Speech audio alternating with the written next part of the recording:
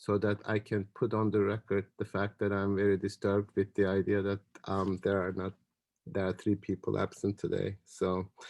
Um, so starts with the idea of, on page 141, on the deduction of the pure concept of understanding. So he explains what deduction is. It is not an empirical proof. So therefore, it's going to be a different kind of demonstration. And he uses the example of legal deduction. But he says on page 142, actually, I'm kind of tired of reading. Somebody wants to read on page 142, A85, the paragraph starting, but there are.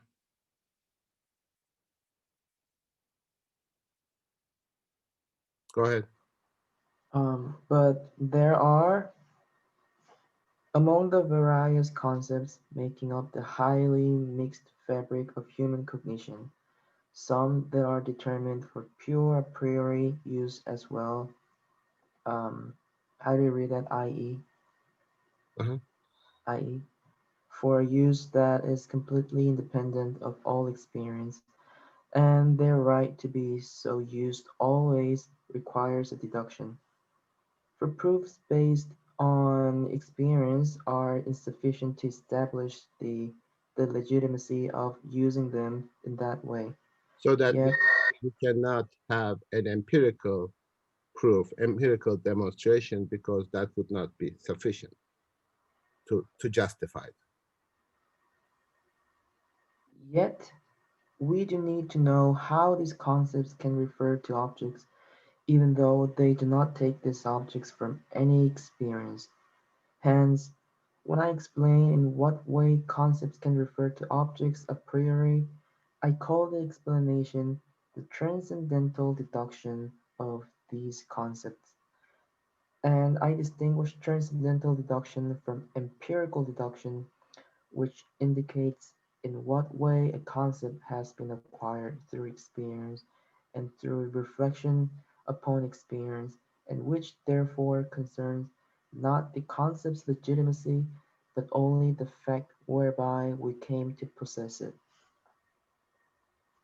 Okay, so here we observe the distinction between transcendental and empirical deduction.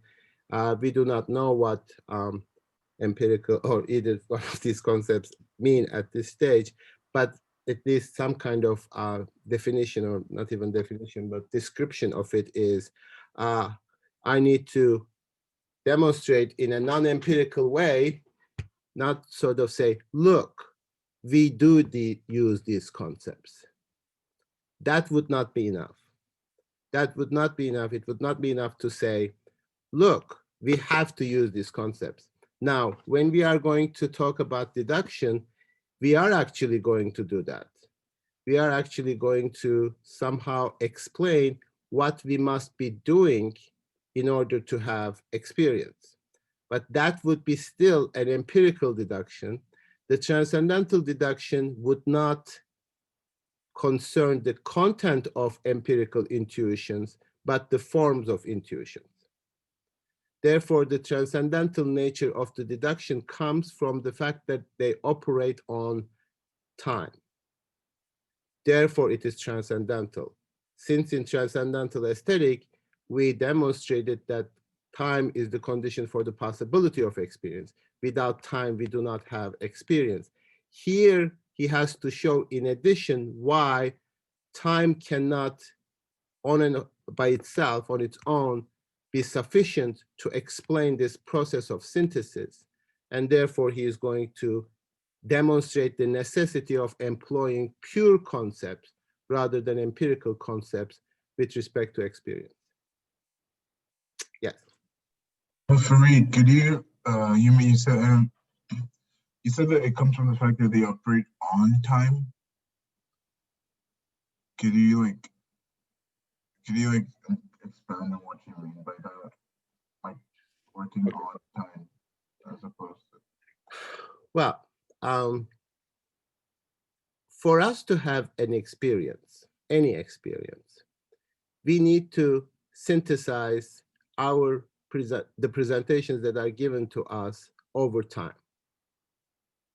But for us to be able to engage in that synthesis of unifying presentations over time, we also need to think about time as the form of all those intuitions.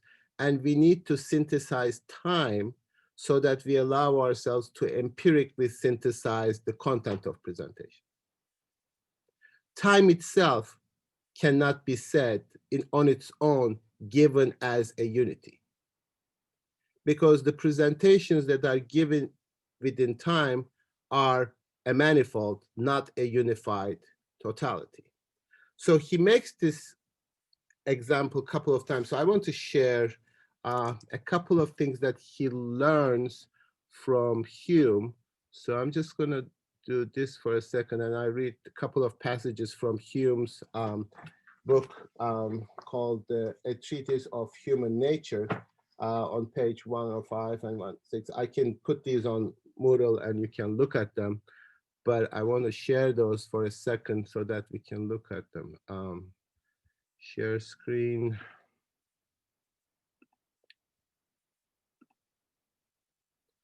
So here on page, I need to close it down. So on page 169, when he writes, but lest this argument should not convince the reader, though in my opinion perfectly decisive, let me weigh the following reasoning, which is still closer to myriad. It's evident that the identity which we attribute to human mind, however perfect we might imagine it to be, is not able to run several different perceptions into it, make them lose their character distinctions, blah, blah. Still, here, this is still true that every distinct perception which enters into the composition of the mind is a distinct existent and is different and distinguishable and separable from every other perception, either contemporary or subjective. So the idea that Hume articulates here is that every presentation is a totality and separable from each other and actually separate. So the reasoning for this comes from another passage from the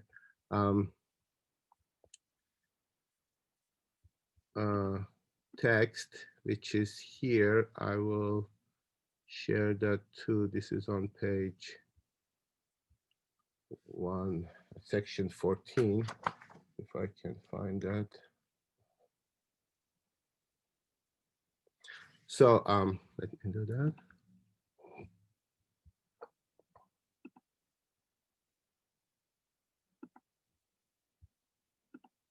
So here on this section, he writes, having thus explained the manner in which we reason beyond our immediate impressions and conclude that such particular causes must have particular effects, we must now return upon our footsteps to examine that question which first occurred to us and which dropped in our way. What is our idea of necessity when we say that two objects are necessarily connected together? Upon this head, I repeat that I often have the occasion to observe that we have no idea that is derived from an impression. We must find some impression that gives rise to this idea of necessity if we assert that we have really such an idea. In order to do this, I consider in what objects necessity is commonly supposed to lie, and finding that it is always ascribed to cause effects. I turn myself to those two objects. I turn myself to supposed to be placed in relation and examine them in all situations of which they are susceptible. I immediately perceive that they are contiguous in time and place, and then the object we call cause precedes the other we call effect. In no instance can I go any farther, nor is it possible for me to discover any third relation exists between these objects. I therefore enlarge my view to comprehend several instances where I find like objects always existing in like relations of contiguity and succession. At first sight, this seems to serve but little to my purpose. The reflection on several instances only repeats the same objects and therefore can never give rise to a new idea. Upon further inquiry, I find that repetition is not in every particular the same, but produces a new impression, and that means the idea, which I'll examine. For a frequent repetition, I find that upon appearance of one of the objects, the mind is determined by custom to consider it the usual attendant and consider it in a stronger light upon amount of its relation to the first object. This is impression, then determination, which of course meet to the idea of necessity. So the basic idea here is that there is no such idea of necessary connection. I observe two things subsequent to each other, and from that form by habit. And that really is in line with how we consider empirical concept of causality to lie. We say whenever, I mean, therefore, like in scientific discourse, whenever you make causal relationships, it is always suspect because that is first formed out of an habit. There is a necessary connection, which means if it were a necessary connection, if A happened, it could not have happened that B didn't happen. So if A happened, B would necessarily happen. But in nature, that never happens. It's always, even if you are doing the most controlled experiment, you always find some problems with the empirical data. So this necessity, if it exists, if we are going to say that there's a causal necessity, we have to admit that it doesn't come from experience. And this is Hume's idea of induction applied to the notion of causality, that you can never come up with a universal idea by simply abstracting from the particulars. But most importantly, the first idea that every instance is separate, so that goes together. Since every instance is separate, then the connection that we make to the next instant is also contingent and particular.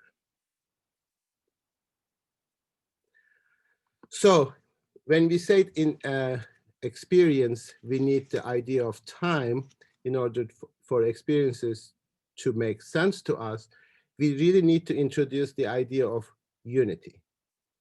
The idea that unity in two senses. First, I'll read that too, that will make sense. Now, this is Kant on page 150. Let's start 150 and then read 151. So can somebody read page 150? The only thing that I still want to do before we start to explicate the categories. Bill, can you read that? Sorry, can you say that again? There's someone mowing. Are you at Earlham? Yeah, I don't know. Okay, it's on page 150, the paragraph starting the only thing.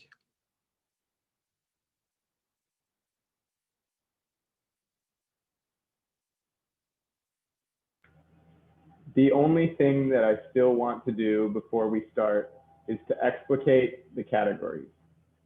They are concepts of an object as such whereby the object's intuition is regarded as determined in terms of one of the logical functions in judging. Thus, the function of the categorical judgment, e.g., all bodies are divisible, is that of the relation of subject to predicate. But the understanding's merely logical use left undetermined to which of the two concepts we want to give the function of the subject and to which the function of the predicate. For we can also say something divisible is a body. If, on the other hand, I bring the concept of a body under the category of substance, then through this category is determined the fact that the body's empirical intuition and experience must be considered always as subjective only, never as mere predicate, and similarly in all the remaining categories. Okay, so let's just jump on 152. Daniel, can you read that section on 152, second full paragraph? If each singular presentation. Okay, go ahead. Huh? Oh, it's someone else. Okay, read, that's fine. Did I? Just read. All right, sorry.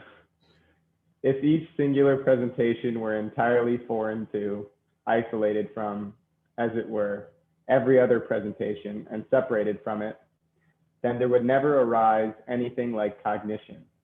For cognition is a whole consisting of compared and connected presentations.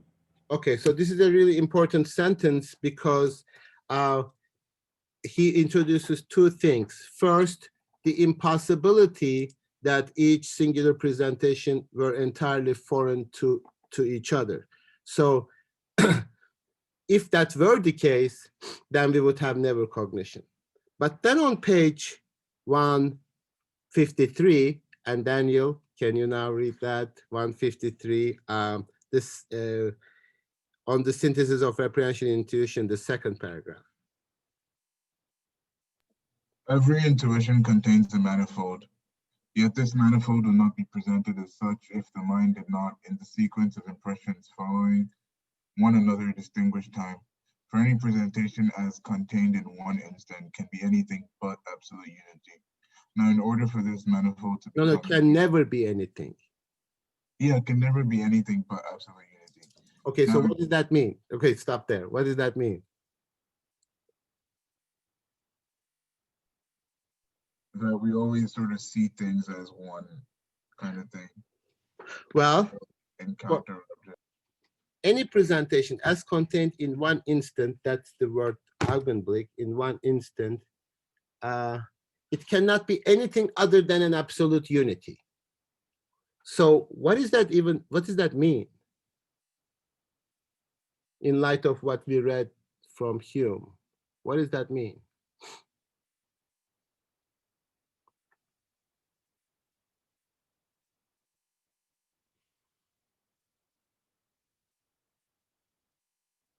sort of that like presentations are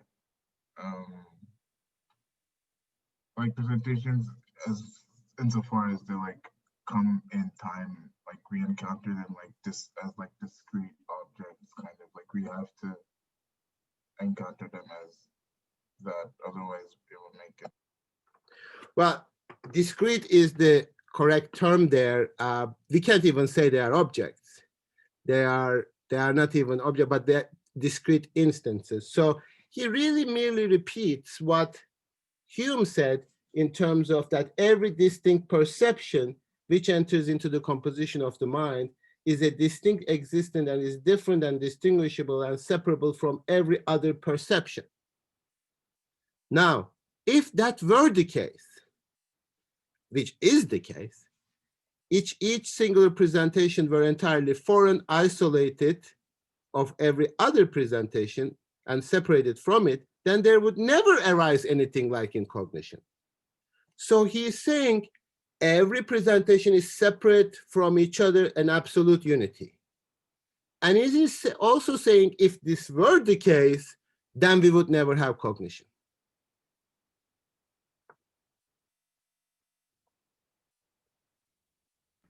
Absolutely separate from each other and in Separable absolute unity, each instant has no connection to the next one. What was the unity part? Unity part, every presentation as contained in one instant can never be anything but absolute unity. So if they are separate, discrete, absolute unities, it would mean if each singular presentation is isolated from every other presentation and separated from it. And there would be no cognition. So if we accept these two premises, then we need to conclude that there is a unity that is produced to our representations that don't come from the presentations, because presentations are not given to us in terms of unity.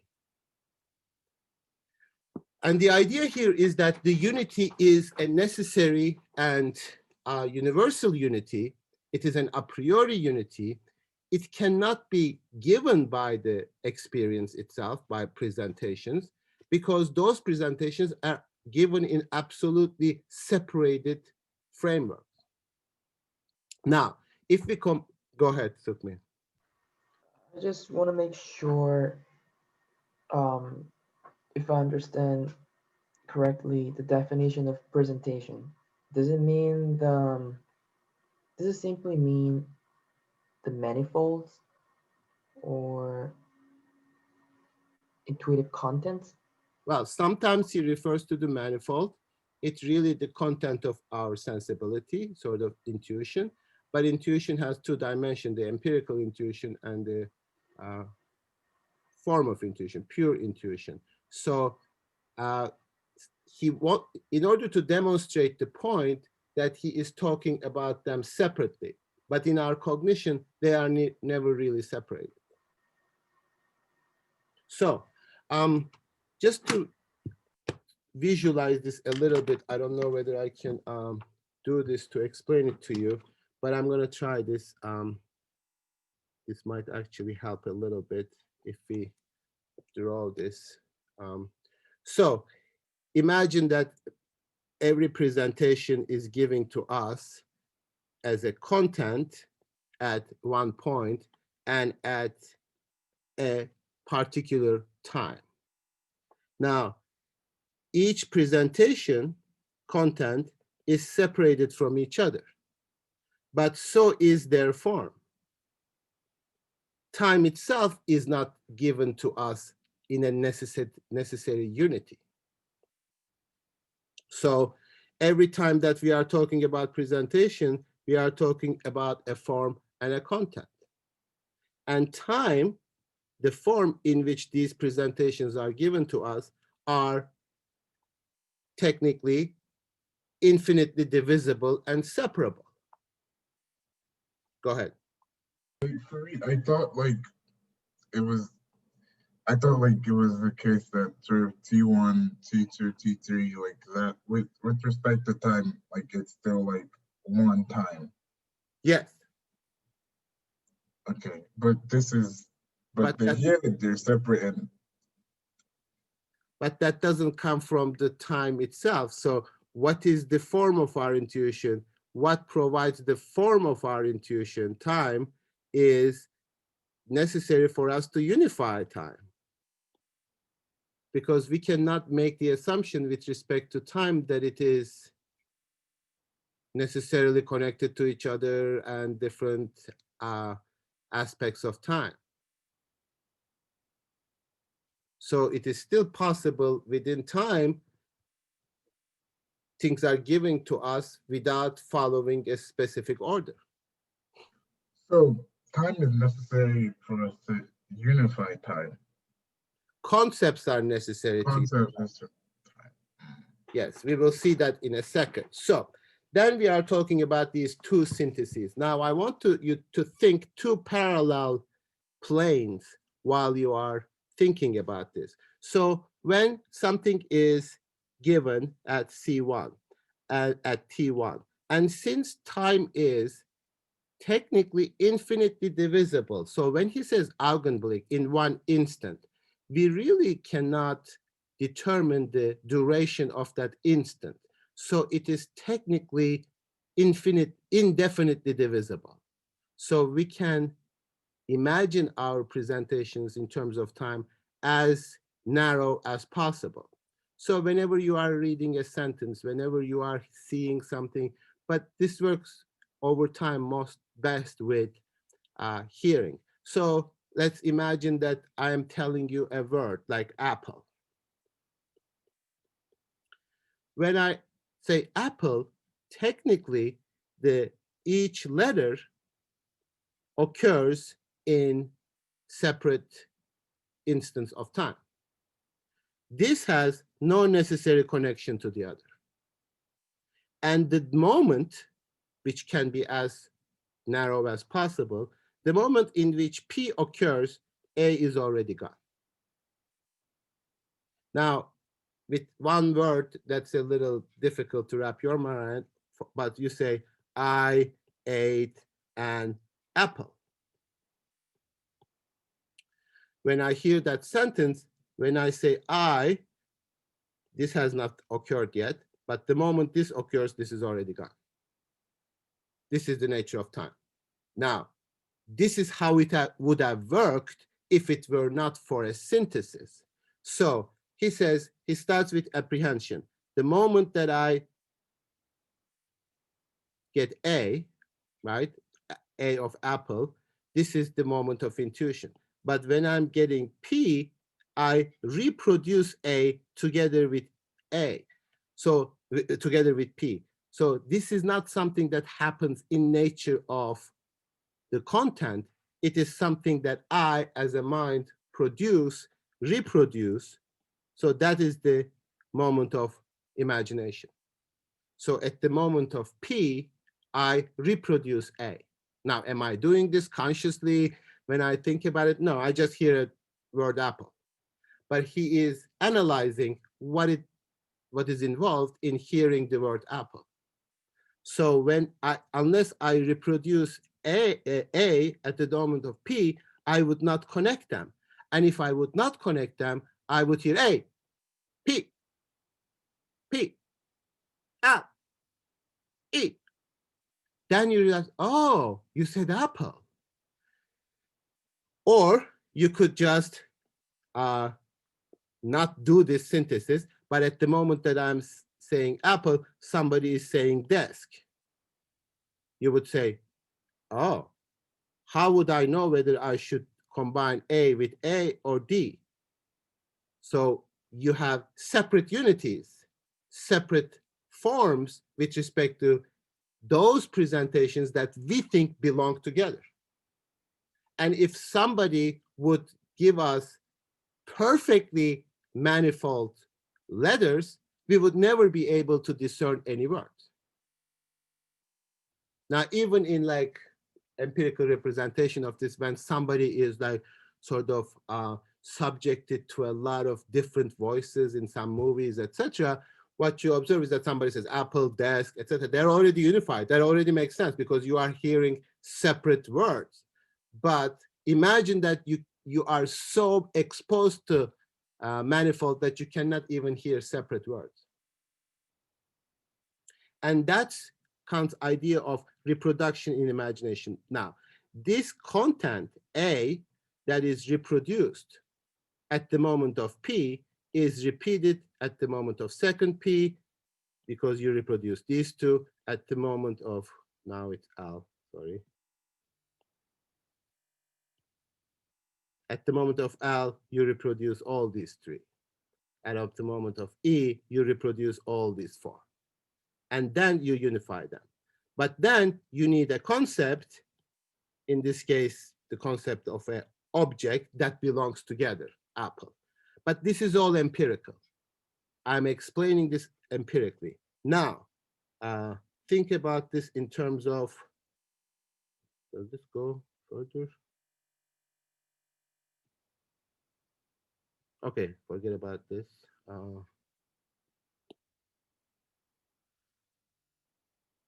There should be another way to do this, but anyway.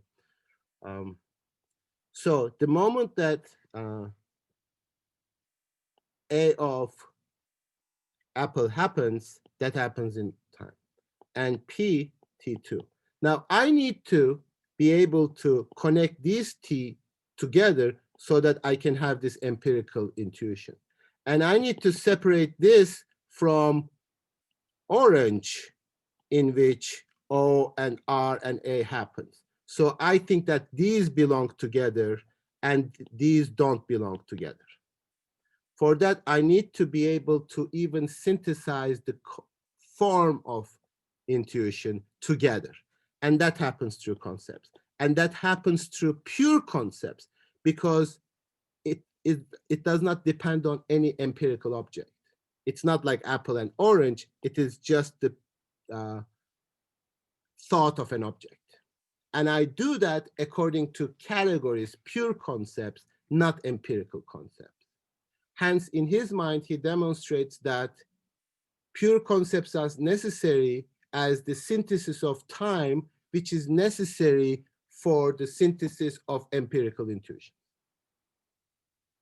Which empirical intuitions don't give us a unity. So synthesis always stands for the necessity of unity. We need to have a unified experience to have experience. Otherwise, what we would have is less than nothing, less than, he says, it is less than a dream.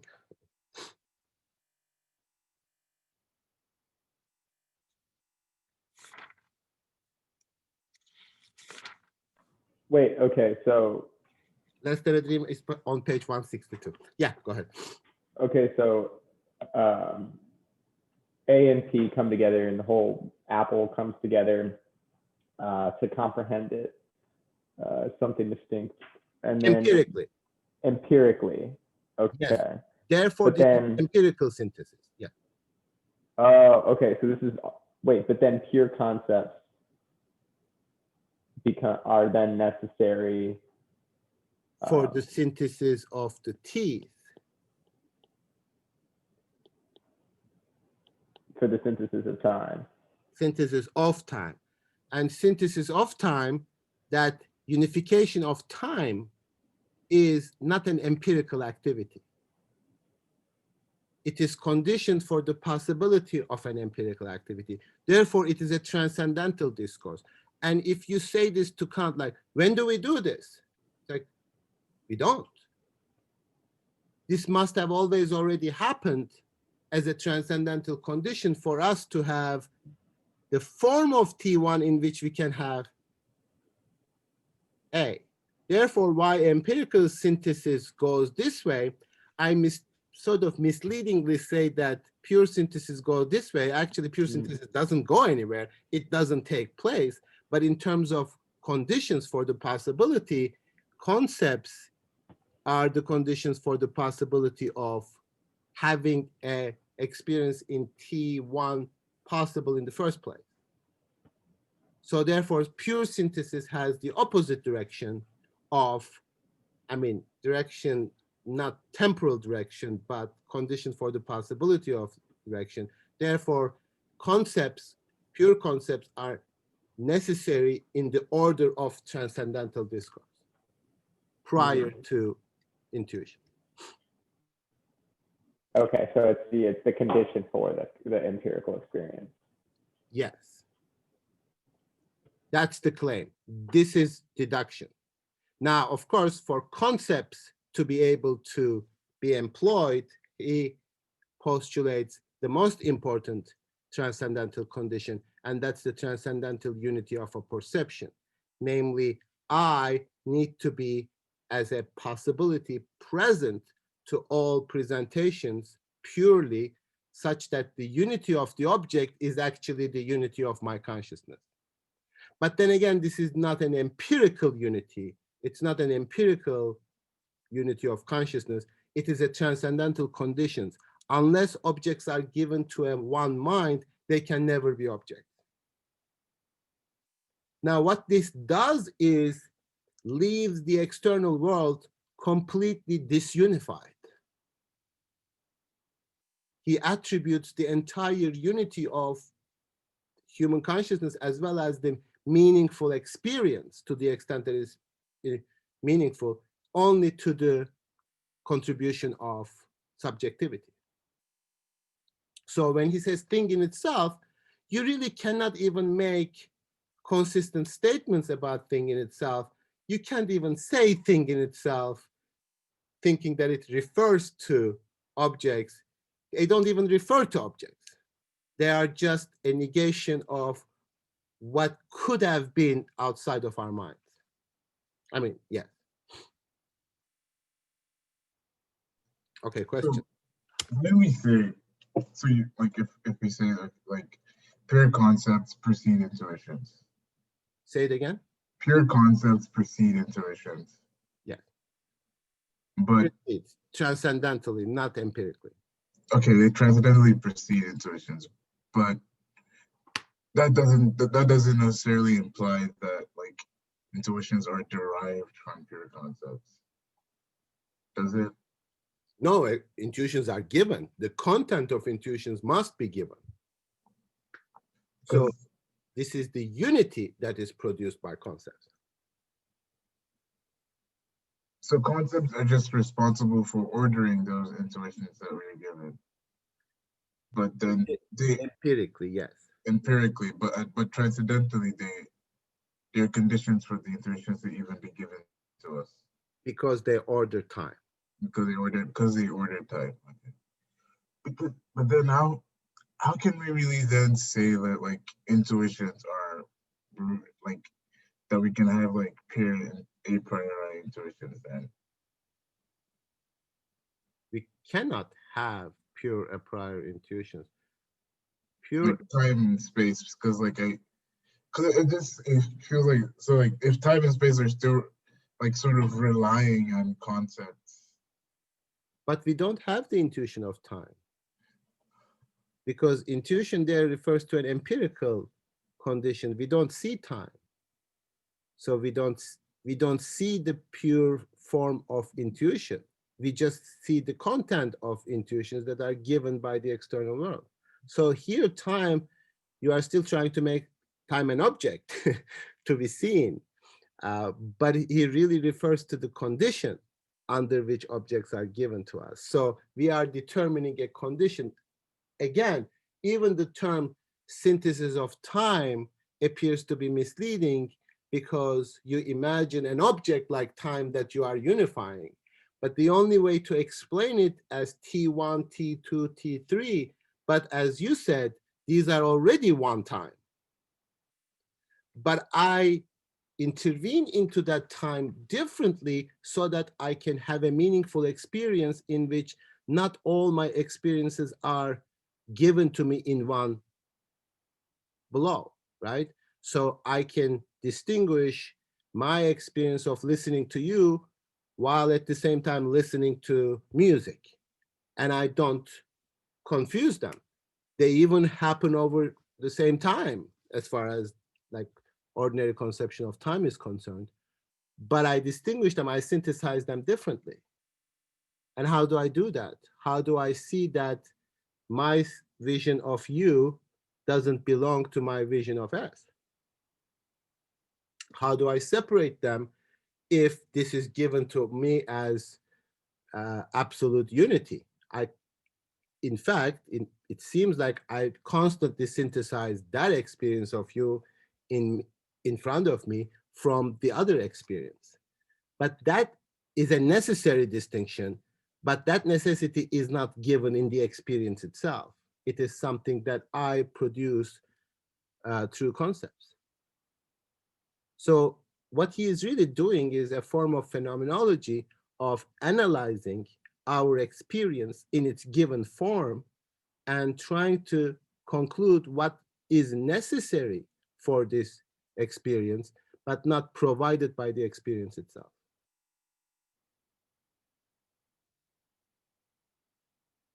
And that operates with this basic premise that experiences are given to us in discrete, absolute unities which have no connection to each other in terms of content. So if we want to produce relations among the experiences, we cannot do that empirically. We need to do that pure in terms of intuition. They belong together as opposed to those belong together. In my experience, nothing gives me necessarily which parts belong together. Therefore, we see objects. We don't see molecules, we don't see fields, we see objects, we don't see waves. We synthesize according to concepts. We don't have Neos perception. Yeah, do you know the matrix? And even there, this is like sort of limit of human imagination. Even when everything is given to us in a code, I don't know whether you noticed that scene when he sees these codes somehow coagulating together in the form of a human being, which is like, you don't even need that, but that's how we perceive. So the agent appears like certain codes getting into a shape of a human being. It's like, this is a code. You don't need the shape of a human being, but we perceive objects. This is our perception according to Kant, and that's not necessary for the world. So he leaves that open, which is wonderful because we already know our perception of the objects is not really the structure of reality. So we have a different access to that still sort of can perhaps be explained in terms of Kant, but I see different distinct objects because I synthesize them differently. I know that this table doesn't belong to this desk, etc. And this is not simply an empirical condition, because I might be wrong with respect to certain empirical things. Sometimes I can see two different objects together, or, depending on how your perception, how good your perception is, you may or may not distinguish them, etc. But the distinction of different unifications within our experience is absolutely necessary. Otherwise, we wouldn't, what would we see? Just a blob? Like the world as a little, I can't even imagine.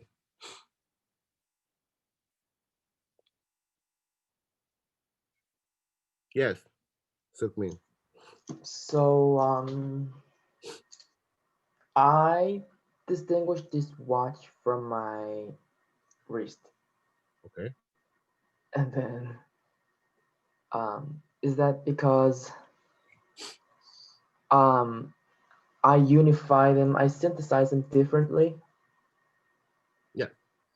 And I synthesize them differently because I have different concepts for each of this Well, concept. not empirical concepts like watch and wrist,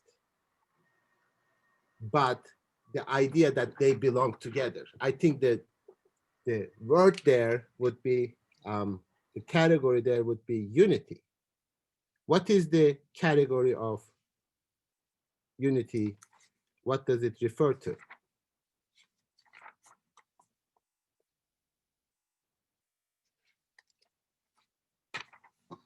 Well,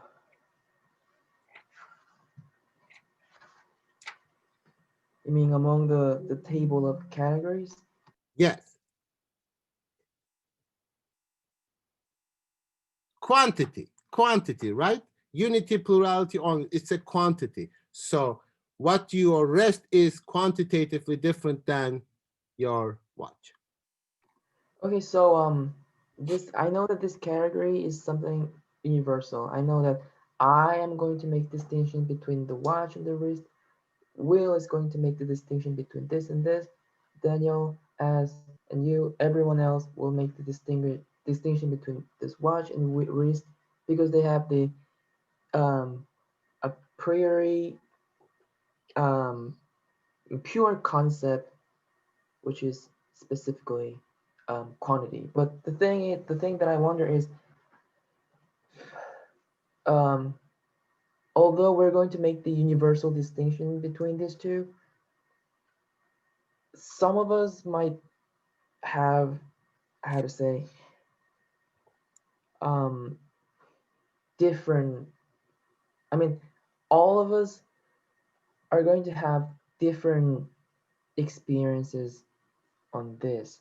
I mean, we're not going to experience this the same way. Sure. Although the category is universal, the experience might vary. You know what I'm saying? Experience might be different. I'm not really sure. I mean, that's a sort of vague term. Different to what extent? Like, are we all going to experience in time? Yes. Are we all going to experience objects? Yes. Are we all going to experience those objects in space? Yes, we are not. We are all going to experience the same time. I mean, within time, within space, etc.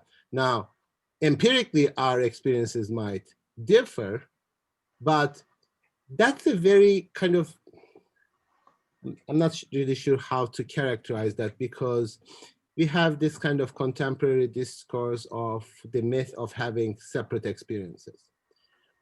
What we mean by that is really much more complicated than experience. We mean like how we interpret that experience, what lessons do we learn from experience. So if somebody says, oh, I don't see a wrist and a watch. I don't see X and Y because I don't know what wrist is and I don't know what watch is empirically, but I don't even see that separation, then that would be an interesting case. But if a human being doesn't see differences, and if he or she or they see the whole world as one undifferentiated object, or I don't even know what that means, that would be a different experience. Sure, interpretation of the experience might change, but the universal structure of experience, namely that we perceive in time, in space, according to objects, according to unities, that does not change. And we love to glorify our distinctions of perception nowadays, like, oh, I have a different experience than you have a different experience. You don't. You make different things out of that experience. You conclude different things from that experience. You form yourself differently, but the experience, structure experience universally is the same. Yeah, I was gonna say someone might feel this watch to be cold, and someone might feel this watch to be lukewarm. You know, it's the kind of empirical differences. Now I understand. I mean, empirical experience can be different, but the structure and the structure of experience is the same. Yes. Is that right? Okay. If somebody tells me that they are not experiencing in time, then that would be a radically different experience. I don't know what that means. And therefore, when somebody says, if somebody were to tell you, like, I'm hearing voices beyond time, you wouldn't perhaps think that, oh, I respect your experience, or that's an interesting experience, tell me about it. It would be like, what are you talking about?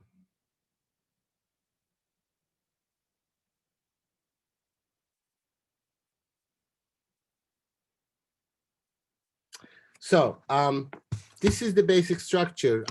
We are going to go over this a couple of times because there are people who are missing today, and I'm going to have to deal with this.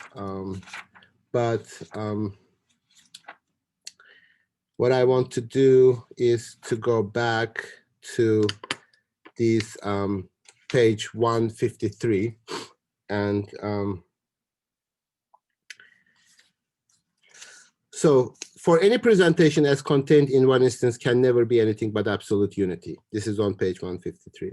Now, in order for this manifold to become a unity of intuition, it must first be gone through and gathered together. This act I call the synthesis of apprehension.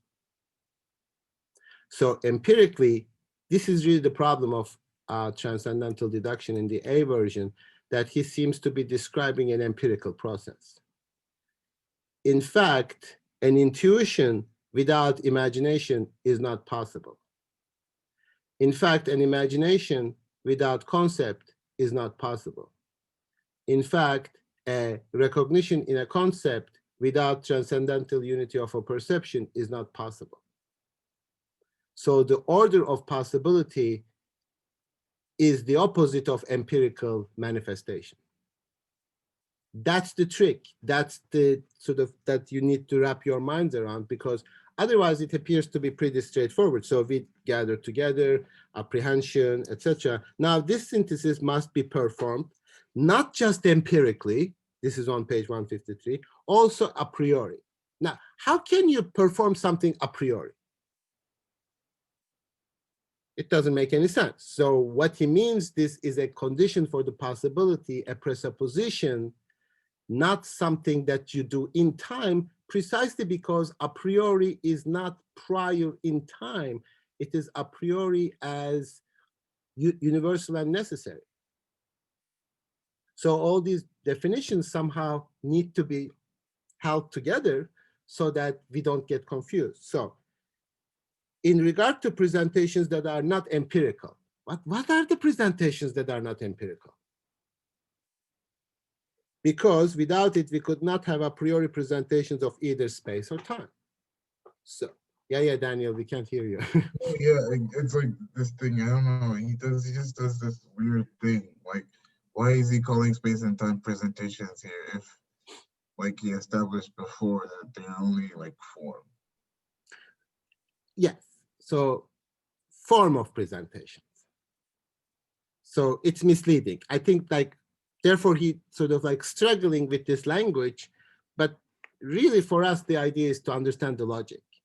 So, I mean, I would have taught Kant really well if we were not reading Kant, because he sometimes confuses you in terms of his language. I think. No, of course, that's a joke, but like, that's the issue. Like, there you need to be really careful. Like, well, you just said that space and time are not given as presentations. And now you are saying that they are presentations. But he is really talking about space and time in relation to those empirical presentations. So technically, the form of that presentation in principle can be separated from the form of the other presentation. But space is not such a thing. Different parts of space is the same space. Different parts of time is the same time. So it is forcing us to think something that we shouldn't be thinking. Namely, there are different discrete sort of patches of time or something. So for these presentations can be produced only through the synthesis of the manifold that sensibility offers in its original receptivity. We have therefore a pure synthesis of apprehension. Now, this is on page 154. I'm just sort of reading, just follow me, and that should make sense. Yes, Daniel. Within this section, so has he, in this section, he's performed a deduction here. He is in the process of like explaining this. That for him is what counts as a deduction. Yes. But also, I was like, so he sort of just says this bringing together happens. He doesn't like really necessarily like tell us how it happens. Does that, am I, like he just says like this is the thing that has that. So is that part of transcendental deduction, that like this thing has to happen and it cannot be any other way? Like, sure, it does. Now here the explanation is really mixed with an empirical synthesis. Therefore, it becomes a little misleading, but it is still interesting because, I mean, after Kant, a lot of sort of questions emerge as to whether this is a metaphysical pure discourse, or can we think of this synthesis differently? So when Heidegger writes Being and Time and Human Existence in relation to time, he is already building on this phenomenon that we unify time, maybe not even cognitively, maybe not even just in terms of understanding, but in terms of existence, which really makes philosophy much more sort of imaginative and interesting. Here we are solely concentrating on perception. But he does say something like on page 154, and I'll give a break in a couple of minutes. There's a natural law whereby presentations had often followed or accompanied one another will finally associate and thereby enter into connection with one another. Now, here we are imagining presentations given to us and subsequently being connected. When we think about this transcendentally, nothing can be given to us unless it's always already connected. And that's the form. You need to present the form, if that's a correct word, present the form for that intuition to be possible. So you need to always already have unified time in order to have an experience within that segment of time. So by this connection, even without the objects being present, like, what? One of these presentations brings about a transition by the mind according to a constant rule to other presentation. Now, this law of reproduction is indeed merely empirical. Well, why? Object is not present because when I reproduce the object, whatever I reproduce is no longer present. So at the moment that you hear P, A is no longer present. So if you are capable of hearing the word apple, you must have always already reproduced A at the moment of P.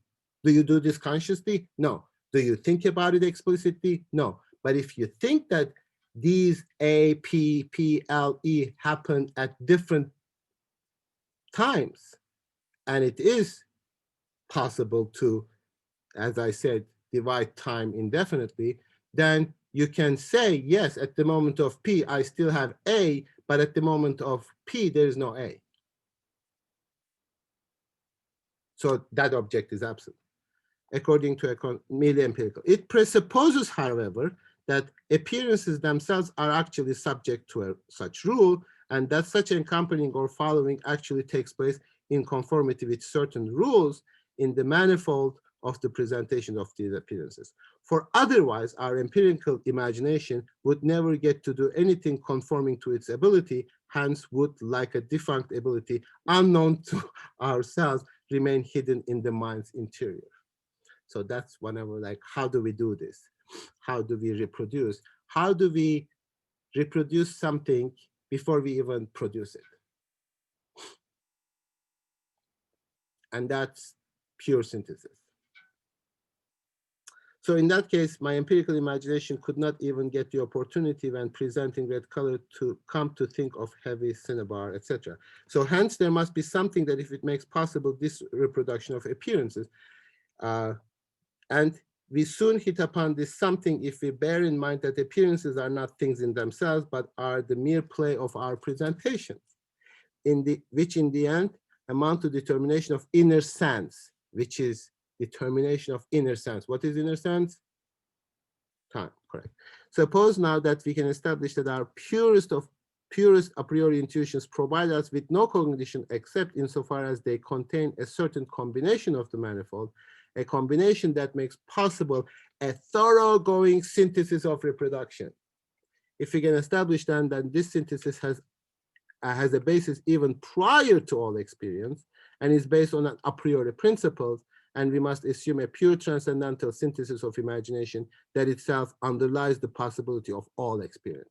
So now he introduced imagination after intuition, but he then introduced the transcendental imagination, which is prior to empirical imagination.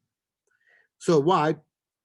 If I always lost from my thoughts the preceding presentation, the first parts of the line, the preceding parts of the time, or the sequentially presented units, this is A, P, being presented in different sequences, right? And did not reproduce them as I proceeded to the following one, then there could never arise a whole presentation, nor could there arise any of the mentioned thoughts, indeed not even the purest and most basic presentations of space and time. So you could not have anything presented to you in space and time unless you always already reproduced different parts of space and different parts of time as belonging together.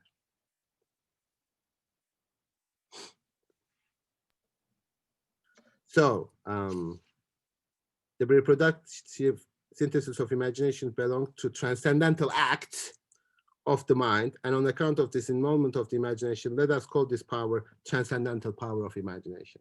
So it's not an empirical power of imagination, transcendental power of imagination. Go ahead.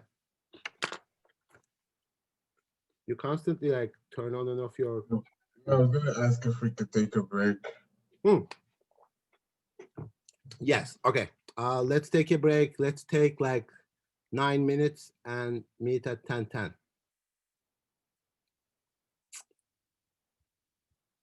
We are moving from imagination to understanding.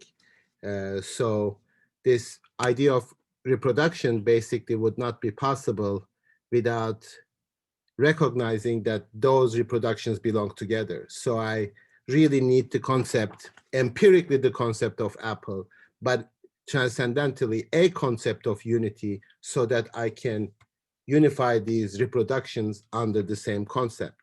So without the consciousness that we are thinking is the same as what we thought an instance before, all reproduction in the series of presentations would be futile. So when he says futile, that's also a little bit slightly maybe misleading. Maybe that's the translation. Actually, I should check what futile translates because I haven't looked at it.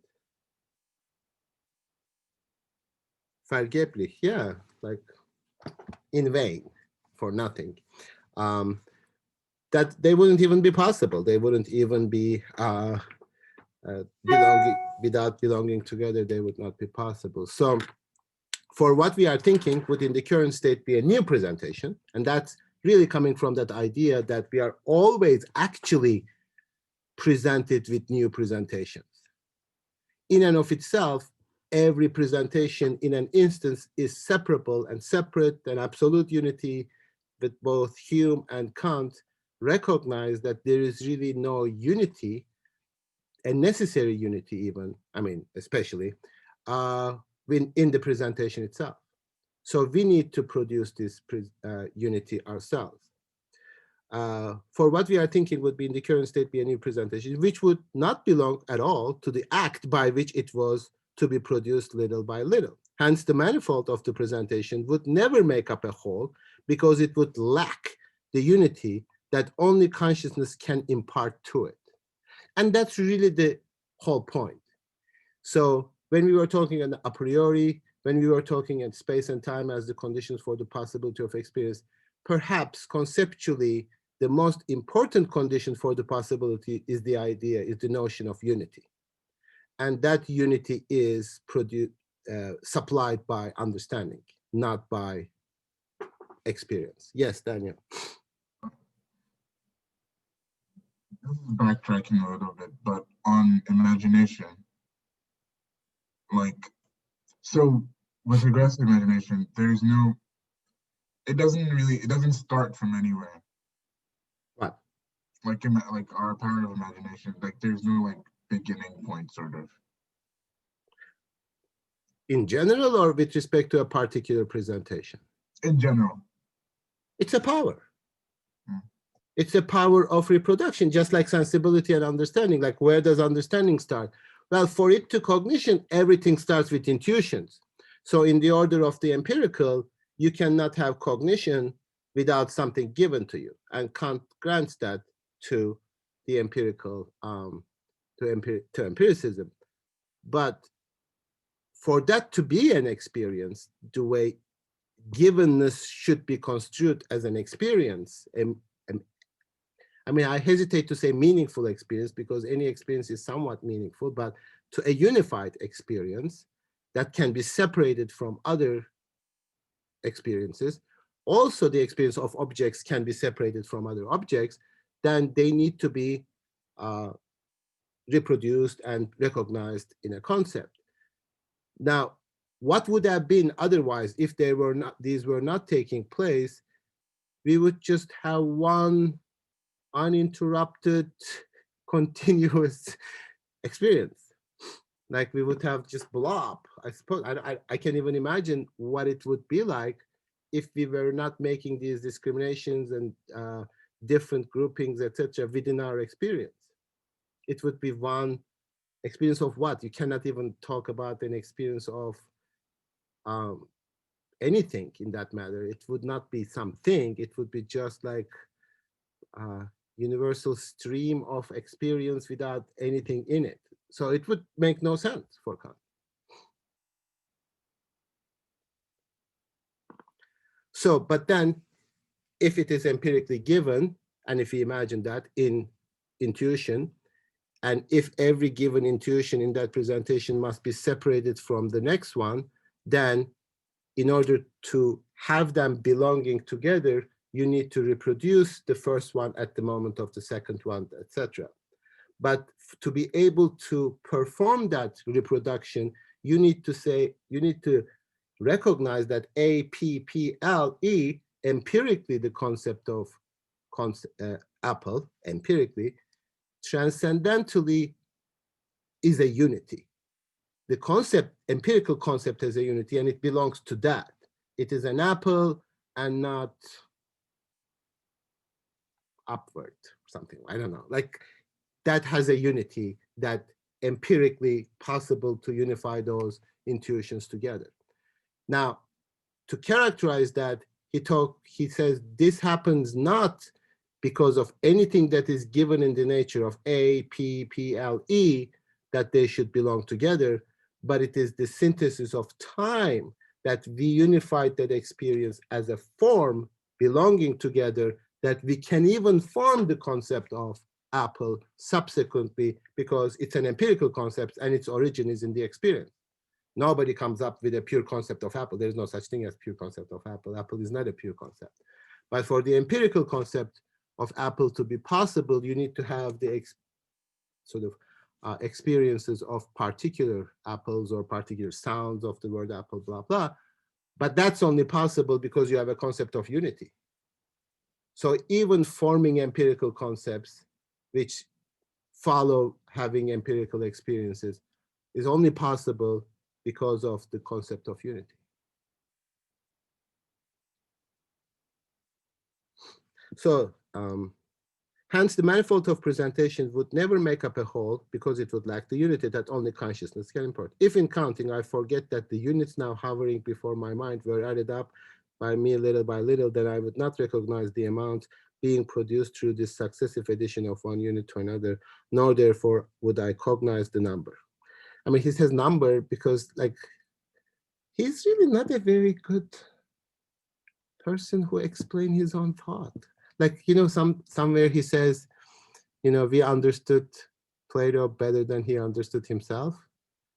And you can turn that against Kant and say, we understand Kant better than he explained himself. Let's be modest. Like we understand Kant better than he explained himself. The very word concept, this is begreifen, grasp, which really German word Begriff, the concept has that even like tactile notion of bringing together, like you grasp them like multiple things under one, right? Could on its own lead us to this observation, for this one consciousness is what unites in one presentation what is manifold, intuited little by little, and then also reproduced. So now he introduced that it is not only the concept, but the unity of the concept must be one consciousness. Now, one consciousness means what? There is a transcendental unity of consciousness that I has to accompany all presentations. Now, that is necessary for the empirical synthesis with respect to this apple. I am the first one. I'm the same one empirically that heard A, P, P, L, E. Unless I am the first, I make that presupposition that I accompanied all A, P, P, L, E, I cannot put them together. So, but again, that's an empirical consciousness with respect to this particular experience. But for that to be possible, that I almost need to prepare transcendentally the condition for the possibility of experience by one consciousness unifying time in terms of unity, in terms of concepts. Yes, Josue. What page are we on? 156. Okay. So he continues, we find, however, that our thought, this is on page 157, we find, however, that our thought of the reference of all cognition to its object carries with it something concerning necessity. It does so inasmuch this object is regarded as what keeps our cognition from being determined haphazardly and arbitrarily, rather that they are determined a priori in a certain way. I don't even know what haphazardly, arbitrarily determined would mean. But if you are determined, if it is determined, it's not haphazard. If it is determined, it is not arbitrary. I guess maybe he's sort of meaning like while sort of observing an apple, at the same time I hear a sound, while at the same time somebody is hitting me over the head, and I cannot distinguish these experiences and thinking they're all the same or something like that. I don't even know what haphazard mean or arbitrary means. Like, you know, I can take the A from here and combine with the C of the other word or something like that, but those don't happen. So our experience has a structure, a unity, a meaning, a togetherness, which is not given by the experience. So whenever people start talking about experience, which is great. I mean, we love to talk about our experiences nowadays, how, empirically we come to these conclusions, etc. Uh, that's only always kind of contingent and particular. So even to make some determinations on the basis of our experience is not possible without the common concepts that we employ. So if we actually start talking about the common concepts rather than our particular experience, we would probably be getting along better, I suppose. I don't know. We all want to be different in terms of our experiences, and we love that for some reason. I don't know why. This is our obsession nowadays. And when I say ours, I mean like common discourse, like my experience. You can never have my experience. I don't want to have your experience. Why should I have your experience? Why should we share experiences if we are sharing the conditions for the possibility of those experiences anyway?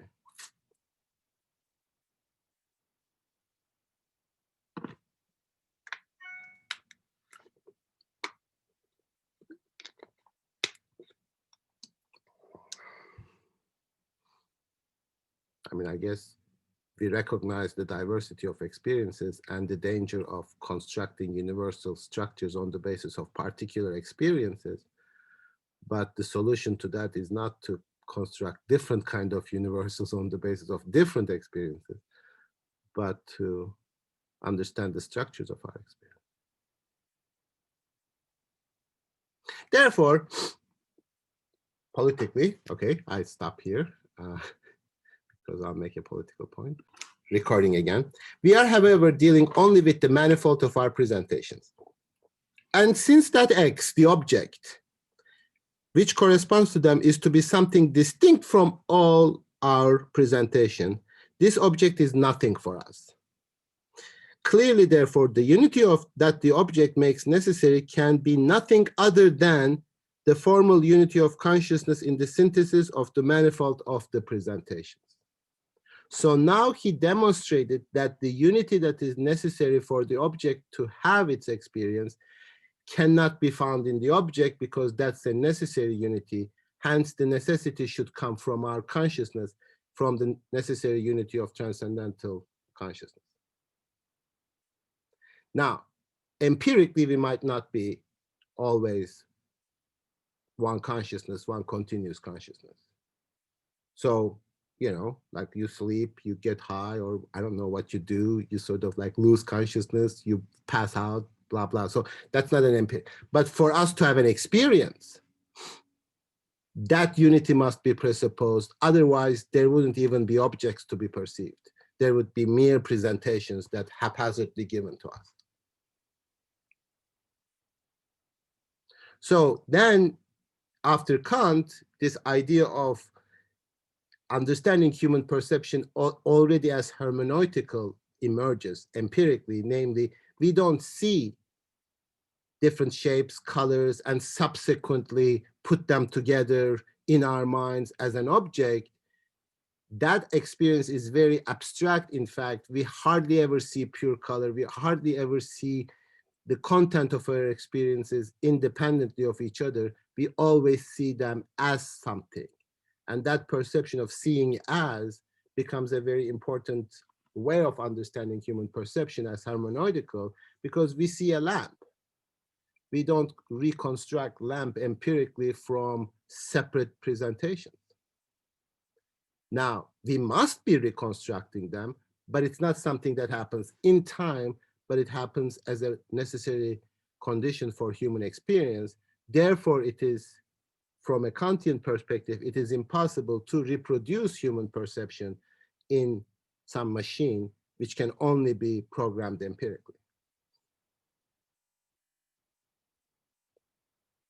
So when the machine sees you and recognizes your face as, that's not the same recognition as human recognition.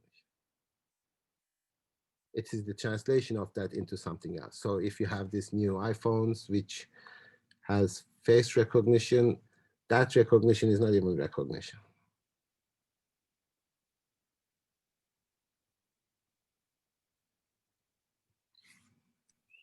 Can I ask something about well, so this unity Freud, right? You said that it doesn't apply to if you're high or if you're asleep, right? Empirical unity. Empirical unity. I was just wondering if it's applicable to people who go mad, No. if there's such an unity, or like if we can even say that. Well, I mean, I've never thought of this in terms of the concept of madness. Um, Mostly, as long as we judge the experience of mad people as wrong, like hallucination or some kind of untrue beliefs or something like that, they synthesize it differently. So they have different way of unifying things, but they cannot have experience without unity as a presupposition. So they have the same transcendental concepts. It's just that they employ them differently empirically.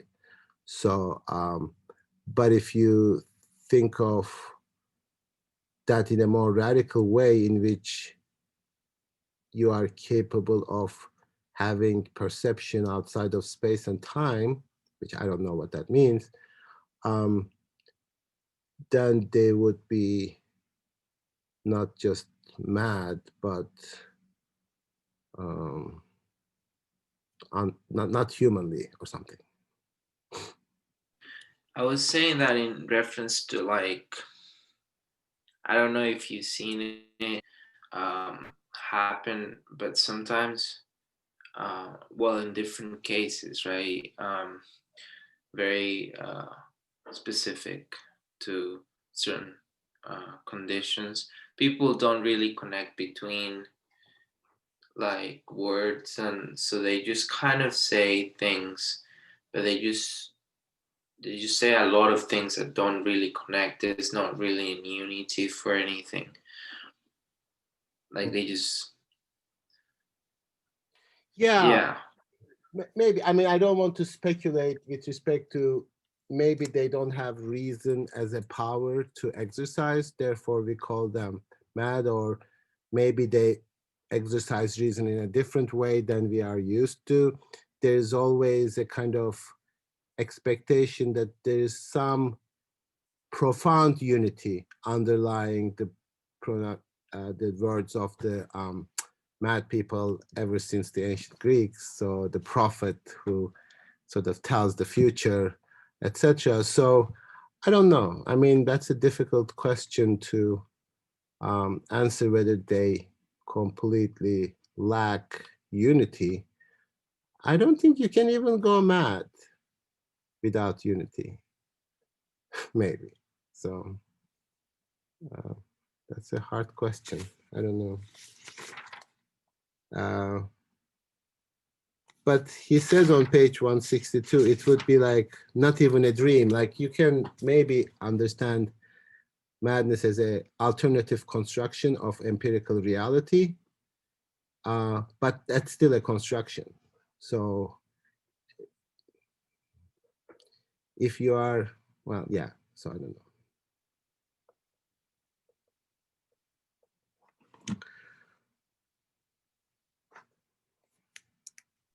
So this is like effectively like at this point where like everything he's been working on like up until now, I guess he's giving an account of consciousness. Well, he's That, giving an account of why concepts are necessary for perception. and that has something to do with our like self-consciousness or like consciousness as being like what fundamentally defines our like our ability to think about things in the world as like this unity, and that is the unity, and that unity comes from sort of like the inherent unity in ourselves. Correct. Yes, exactly.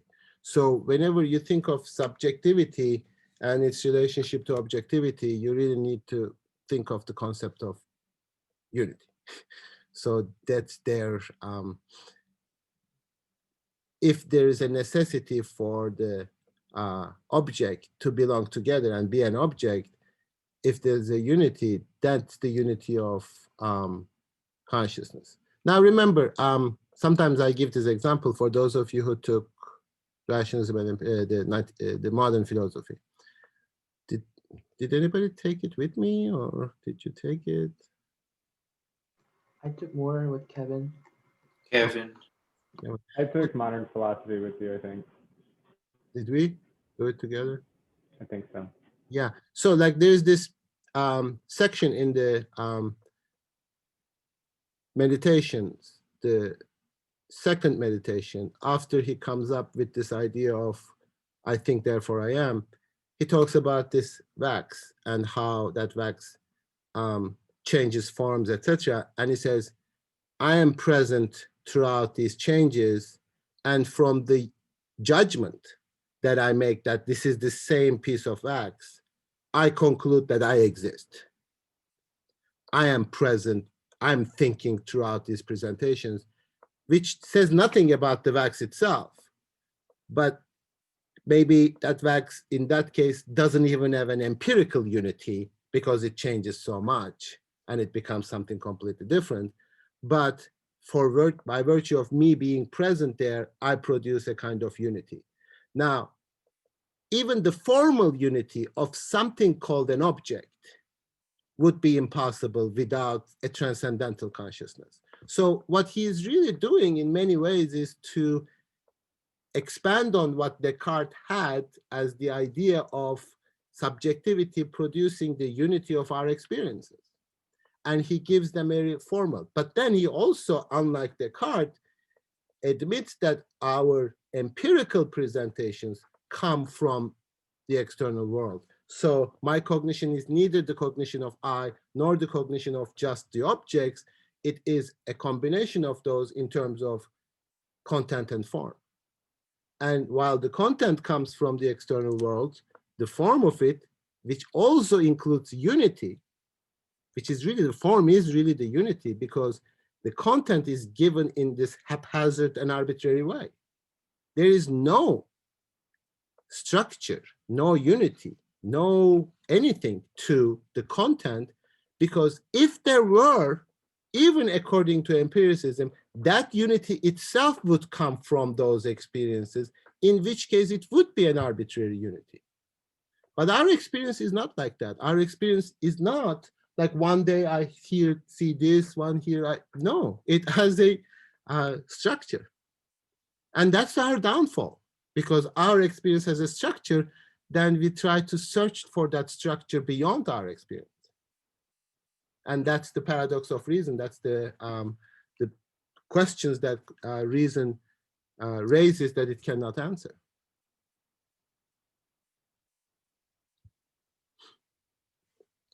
So the unity that the object makes necessary can be nothing other than the formal unity of consciousness. And that is in the synthesis of the manifold of presentations. Now, we apply this unity according to a rule, this object, that rule, they belong together, they don't belong together. And these rules can be done only on the basis of categories, which are themselves described as rules of unification. But underneath of all these rules of unification, there is the presupposition of transcendental unity of a perception. All cognition requires a concept, now, no matter how imperfect or obscure that concept may be. But a concept in terms of its form is always something that is universal and that serves as a rule. This is pure concept, not an empirical concept. This is on page 158 concept. Any necessity is always based on a transcendental cognition. There must therefore be a transcendental basis to be found, a transcendental basis of the unity of consciousness in the synthesis of the manifold of all our intuition. Hence, a transcendental basis also of the concepts of object as such. Concept of objects. That is the unity of objects. The fact that objects are discrete, separate from each other is because they have different concepts, not because they in themselves are different from each other. A transcendental basis without which it would be impossible to think any object for our intuitions. I mean, he says to think, but you can't even have it. But he says, for this object is nothing more than something whose concept expresses such a necessity of synthesis. This original and transcendental condition is none other than transcendental apperception. He sometimes calls this transcendental unity of a perception, transcendental apperception. Now, there is an inner perception, consciousness of oneself in terms of the determination of one's state. This consciousness is oneself is merely empirical and always mutable. So this is when I gave the example of like sleeping, being high, etc. This is an empirical unity that you might sometimes lose. It can give us no constant or enduring self in this flow of inner appearances. It is usually called inner sense or empirical perception. But what is to be presented necessarily as numerically identical cannot be thought as such through empirical data. So therefore, this is a transcendental condition. So unlike Descartes, I don't even need to be empirically present throughout the changes in the wax, because Descartes is still talking about the empirical experience of consciousness. But that must be presupposed as a transcendental condition for having any experience in the first place. Fareed, could we, I don't know, why I was a bit like, I was hung up as to why like he chooses to call it an original condition, given how like he previously used like original in the text. Original in the sense that, not in terms of coming into being in time, but original in the sense that the ultimate condition for the possibility. Yeah, I guess previously, I guess I read, yeah, like as that ultimate, I'm thinking about like when he uses it in terms of like original, like when he differentiates kinds of intuition. And like there he uses original to mark that demarcation between like this intuition that can like produce things, and then here he's talking about like our own consciousness as like an original and transcendental condition. I'm not too clear like why, or maybe I'm reading too much into that like usage, but I was just I'm not sure about the original intuition. What do you mean original intuition? Like when he talks about how intellectual intuition is like original, it can sort of like that use, that's what I'm sort of hung up on, like that use of original there, and then coming here to define our own like consciousness as like an original condition as well. Okay, did you say intellectual intuition? Yeah, he talked, yeah, like intellectual intuition as being like non-derivative and original. Yeah. Yeah. This is not an intuition. You are absolutely right. I mean, this original condition is not intuition. Therefore, he actually separates that from empirical consciousness. And he is very clear that we might not have always experienced ourselves. We don't need to always experience ourselves as unified. That is an empirical unity. And if he were to call that original, then it would be problematic. But this is not a intuition. It's not an intellectual or any kind of intuition. This is a transcendental condition. There is no, I mean, I don't have an experience of my transcendental unity of a perception, because that would be in time and it would not be necessary. So again, we really have difficulty in like assessing the status of transcendental discourse. When he says this is transcendental condition, it's just that, transcendental condition. It's not a demonstration. It's not an empirical example. It is just when I look at experience, what must be necessary for that experience to be possible in the way that it is. So that's all I can say, because I'm sort of restricted to the status of Kant's discourse, and a lot of people responding to Kant say like, oh, that belongs to Kant, that doesn't belong to Kant, etc. But for our purposes, we can only go what he says. He says, there can be no place in us, no cognition and no connection and unity of cognitions among one another. This is on page 158, bottom. Without that unity of consciousness, which precedes all data and intuitions, and by reference to which all presentations of object is alone possible. Now, this pure, original, and immutable consciousness, I shall call transcendental apperception. That this apperception deserves this name is evident already from the fact that even the purest objective unity, that of the a priori concept, is possible only by referring the intuitions to this apperception. Hence, the numerical unity of this apperception lies a priori at the basis of all concepts, such as the manifoldness of space and time lies a priori at the basis of the intuitions of sensibility. So from intuitions through apprehension of intuitions, he moves to reproduction, to concepts, but what the possibility of employing concepts presupposes is the transcendental unity of a perception. So therefore, he calls it original prior to concepts in terms of the transcendental discourse.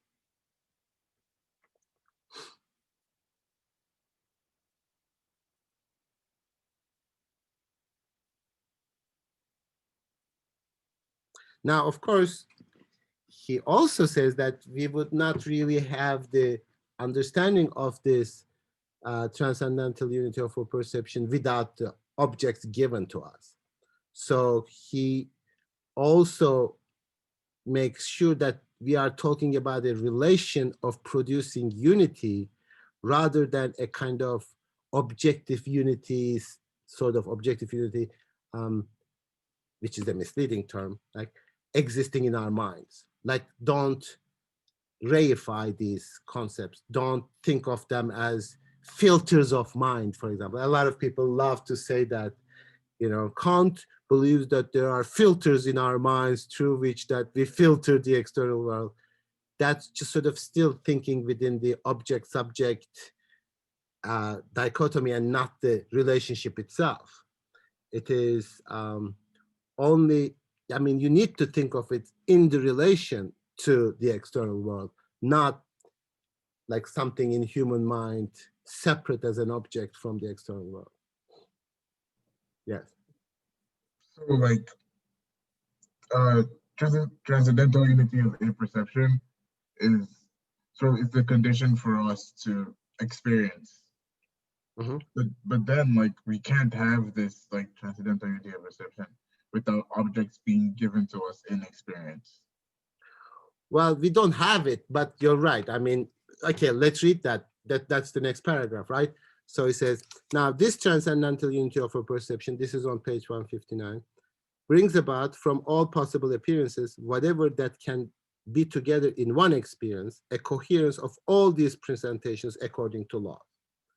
For this unity of consciousness would be impossible if the mind, in cognizing the manifold, could not become conscious of the identity of function whereby it synthetically combines the manifold in one cognition. So every time that I combine it, I presuppose my consciousness belonging to that synthesis. Hence, the original and necessary consciousness of one's own identity is at the same time a consciousness of an equally necessary unity of the synthesis of all appearances according to concepts. These concepts being rules that not only make the appearances necessarily reproducible, but that thereby also determine an object for our intuition of these appearances, i.e. determine a concept of something wherein these appearances necessarily cohere. For the mind could not possibly think its own identity in the manifoldness of its presentations, and moreover think this identity a priori, if it did not have present to it the identity of its act, the act that subjects all synthesis of apprehension, synthesis that's empirical, to a transcendental unity, and thereby first make possible the coherence of these presentations according to a priori rules. So consciousness, even in its transcendental form, can, like, this is transcendental logic. So that must be thought in relation to objects. not some like rule that exists objectively or some kind of filter in our mind. It only manifests itself in relation to the objects that are given to us.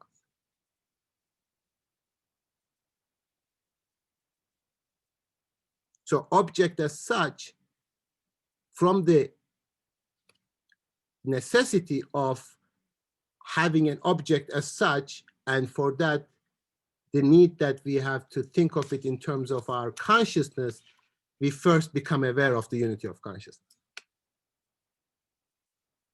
Would you please state it again? So in other words, we cannot just purely study our consciousness as if it is an object that we can empirically study. It can only make sense in this relation to objects. But as understood, transcendental perception is the synthesized consciousness of our own self. Is that right? Yes, but Kant is very careful not to think of this as an object that can be empirically described or described or made into an object as if it's empirical by its description. So when you talk about something in philosophy, unfortunately, you always have this delusion that you are actually talking about something that exists as a definable entity. So when I say consciousness, we are not thinking about a relationship. We are thinking about some blurb in our minds or something like that, as if that can be independently of experience described as something. And I think that's the difficulty of philosophical discourse, because it wants to talk about relations, but ends up talking about objects cut off from relations. So it is impossible to think about consciousness without objects, because consciousness is a relation to objects, nothing else. Then is Kant not admitting the existence of independent self? Independent self, you know? But Yeah, well, independent if by because independent, if you mean objects, no. as an object, no. I mean, is that what you mean by independent? I mean, I was thinking something similar to, self-consciousness or maybe soul or, Cartesian I, such thing. Subject. Yes, but the problem is when you think of that subject as a thing, then that's the philosophical difficulty. That's sort of basic ontological problem. I can't think of a self. I mean, everybody loves to talk about self. I mean, cool, let's talk about the self. But if you are talking about the self as if it is a independent constructed object, then no, it's not like this is yourself, like you can point out. It's sort of like a set of relationships that we think of as a thing, as the content of cognition. Like, no, you cannot have an experience of the self. You cannot think of the self as a non-material object, something like the way in which perhaps psychology, physiology defines human consciousness. It's not something you can upload to a computer or something. So, I mean, you might upload certain things to a computer, but that would not be consciousness, because consciousness is already a relation, and without relationships, you are not thinking about consciousness. You are thinking about a ontologically constructed different type of entity which doesn't even exist. Then if consciousness only arises from the relation It is to not objects. right. Yes, it is only. Okay, it is. Then for Kant, um, should I say that I don't exist if there were no external world or object? I mean, this sounds As a weird, but consciousness, yes. No, it wouldn't. no. Okay. I mean, but again, you are asking that question already from a perspective that made the distinction between the consciousness and the external object. And Kant would say, no, subjectivity is not like a thing over here and objectivity is over here, a thing. It is the same relation described from different perspectives. Cool.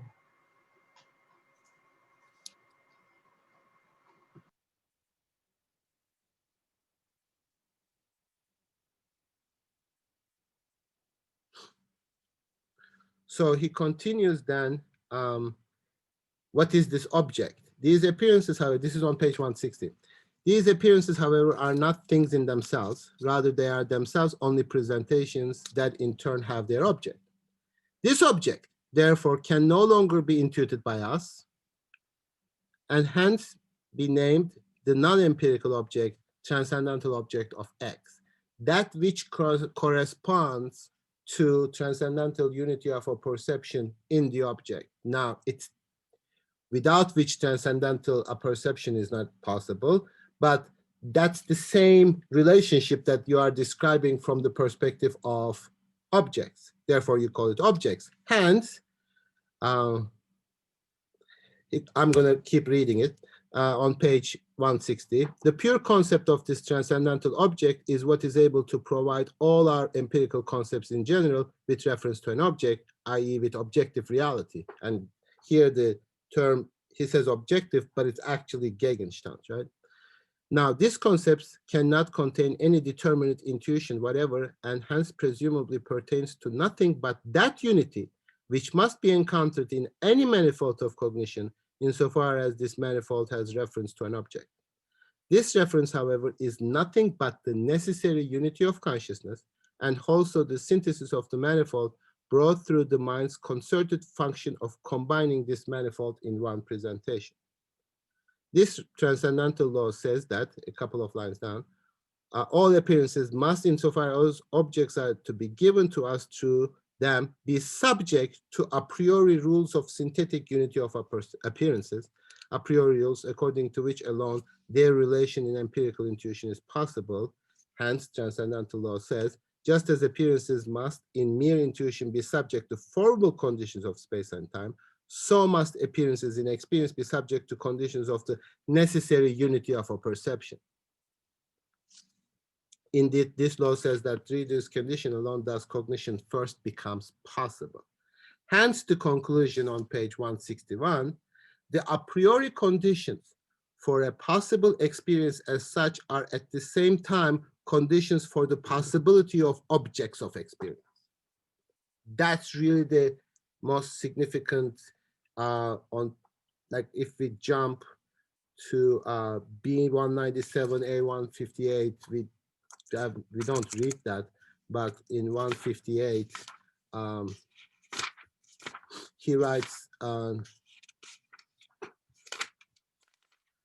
the supreme principle of all a priori of all synthetic judgments. The supreme principle of all synthetic judgments, he writes, the conditions for the possibility of experience as such are simultaneously conditions for the possibility of objects of experience and hence objective validity in a synthetic a priori judgment. So he thinks what he promised to demonstrate that P is the condition for the possibility of S has been demonstrated. He thinks that he demonstrated that without the P predicate, the object S is not possible. Now, that object is a relation. That object is not a thing in itself, which is cut off from all the relations. But it is only in relation to us that we can understand that. Now, at the risk of confusing you, he also thinks of human subject as a thing in itself when he talks about morality, but cut off from all the relationships. But here, consciousness in relation to objects is only a relation. We cannot even think of it as a thing in itself, like separated, because whenever we make this philosophical mistake as if we are describing something, what we call in the 21st century objective, we are actually falling into this trap of isolating all the relationships and somehow talking about a thing in itself. And Hegel makes a great deal out of this because he believes that we somehow always think that we are distorting and making mistake with relation to objects when we think of them in relation to us. And that's a peculiar gesture of consciousness too. Like when I think of an object, I must be making a mistake. I should take myself out of this. I should negate myself completely. I should think the object in itself independently of me. But how can you even do that? And what is this obsession? And I think this is a particularly modern obsession, namely like all we do is to distort objects. But Kant is saying that we also allow the possibility, condition for the possibility of things being an object for us in the first place. So we have what we have. We cannot have anything else. And we need to understand what we have rather than denying what we have at the risk of, because we think that it distorts objects. So this is our sort of modern and also contemporary, like any kind of human contribution would make things terrible or wrong, which actually true, but for different reasons because we are destroying the world. But in terms of knowledge, that's what it is, a relationship. It is a relationship. It's not just an information that lies out there that we constantly take on.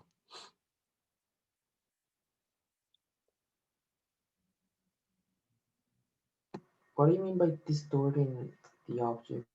That's what we think. Like if we talk about our contribution, our subjective contribution to knowledge, we think, I mean, wrongly, but we do think that we are distorting the actual reality.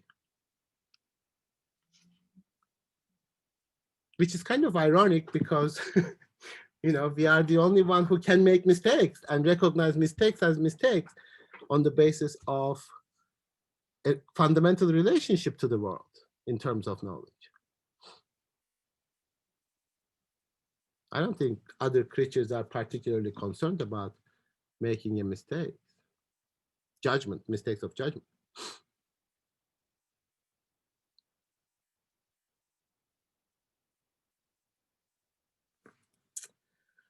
Okay. I mean, I want to stop here because first, I don't want to move too much and I want to do a review, and maybe we are going to, as a result of today, be a little bit behind.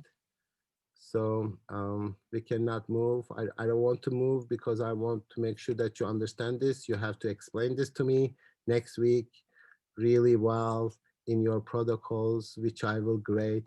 I also looked at your other protocols, which I meant to send them to you on Sunday, but I don't know, I didn't. So I will send them. They were good, but compared to this, they were easy material. So this is to me the heart of the matter, and I want to make sure that you understand this gesture because it, I consider that philosophically one of the significant turns in the history of philosophy.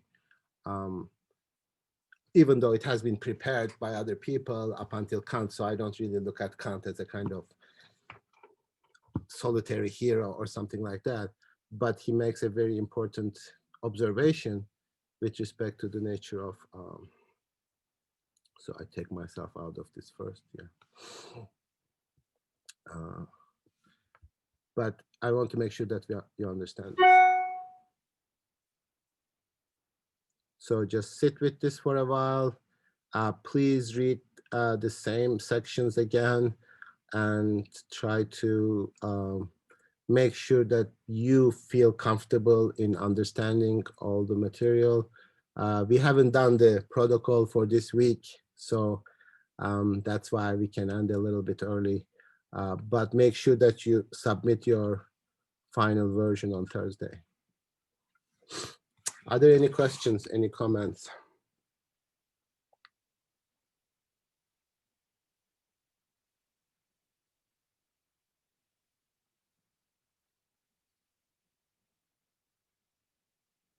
I guess like maybe we'll like get to this again on Thursday, but like just I'm just sort of still having a hard time wrapping my head around the idea that he sort of like puts forward here that you can that this like particularly this like sort of transcendental perception is something that and like the three syntheses he talks about like they work on time and sort of but at the same time they don't like necessarily take place in time and that's I'm still yeah that's like still I can't wrap my head around it completely. Well, yes, I mean, that really is a sort of ontological problem. And it, after Kant, I mean, before Kant too, but especially after Kant, there really emerges these kinds of questions within philosophical discourse. How do you talk about something that is not a something, that it is not a thing? How can you make it without conceptualizing it as an object? Because there is also a linguistic constitution. If I'm talking about something, then I start thinking that something is a thing. It exists independently of the relationships, etc. And maybe there is a fundamental difficulty, especially in certain languages, but I'm sure in language in general, to speak about relationships without reducing those relationships into things, like making it the object of discourse, as if that's an object. So time is such that like it's a form of intuition, Kant says, which is great, but then he talks about it as a concept, which he also said. But then we start thinking that there is such a thing as time, that it is. But in fact, maybe it isn't, in the same way that it is a relationship of our consciousness to objects. It's a form in that sense, but form itself is not a content, so form cannot be an object of description. And in that description, we are sort of reifying that or making it into a kind of objective thing. So therefore, it is difficult to ontologically, like the language somehow determines our ontology, people say, but they are not saying this with respect to natural language necessarily, but language has that tendency to make that which talks about as something. Now, how do you talk about relations? For the most part, you negate the language of objectivity. You negate, you say that it's not that. It's not that. You always make this kind of, time is not a thing. Time is not a thing. What is it? Time is a relation.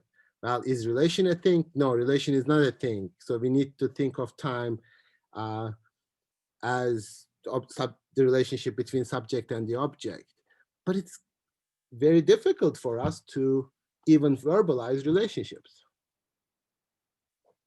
without making them into like a thing. Like, what is the definition of love? It's like, this is like, what is the definition of this table? It's a relation. You cannot define it in the way that you define other things, if by definition we mean separating it, making it independent from other things. Therefore, it is a relationship. It is a property that we attribute to a relationship, but it is not like this is love and that's really liking and this is hate, and like you don't have that separation as if these exist like as independent objects. So that's why there are particularly interesting questions emerging with respect to the status of philosophical discourse, which in our case emerges with respect to the status of transcendental discourse. Like, you should ask, what are you talking about? What is it that you are talking about? Like, where did this come from? Where do you learn these things? How do you get here? Like, who told you about transcendental unity of a perception? Where have you seen this? And Kant would say, no, I haven't. It's just like I'm analyzing our perception. And, it leads to phenomenology in the sense that people look at phenomenology always as description of something. No, it is also a kind of conditions for the possibility of things that happen. And it's a rational discourse, imaginative discourse, but it's a discourse. So it's really exciting. I think like this is one of the ways in which philosophy, I think, is like radically separates in the 19th century from scientific discourse that develops into the 21st century, which not only always talks about things, but tries to reduce everything to a thing.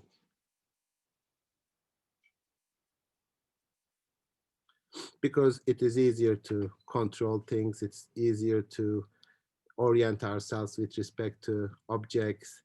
And this, like with Kantian discourse, I think like we are always like, I mean, I teach these things, I talk about Kant for 20 plus years, and I'm still like, what the hell is he talking about? Like, I really don't, like, I'm not really sure I even understand it because it's not something to be understood. So that makes it interesting, but not in a sort of controlling and happy mastery sort of way. You cannot really master it unless you reduce it to a thing, which like, ironically Kant scholarship does too. So this is what Kant said, and that's an object, and I can describe it, and I'm right. So that sort of, by not being able to master what Kant thought, you try to master what Kant said. So I say, concentrate on what Kant thought. Don't exclusively concentrate on what Kant said, which sometimes, I'm sorry, like I feel a little arrogant or presumptuous, but he doesn't explain himself very well.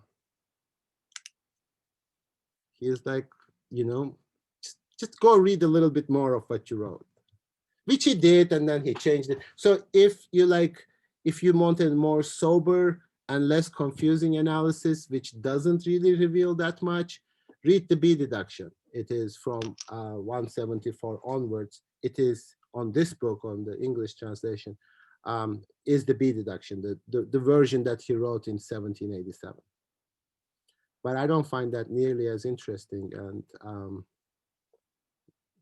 sort of more sort of making a concession to people who want a sober analysis. But I think the more interesting analysis is in A deduction.